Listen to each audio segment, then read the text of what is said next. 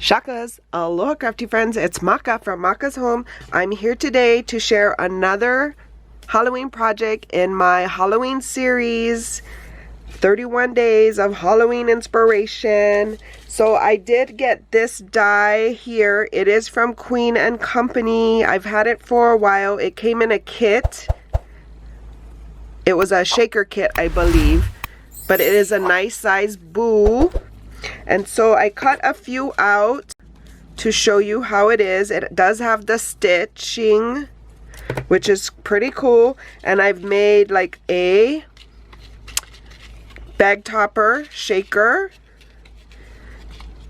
And I'll share with you that sequin mix in another video.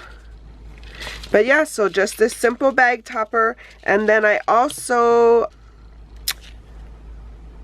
saved the cutout and I added it and made a greeting card that just says boo. That's my inspiration for today. Hope you guys are having a crafty day. If you're new here, welcome. If you're returning, welcome back.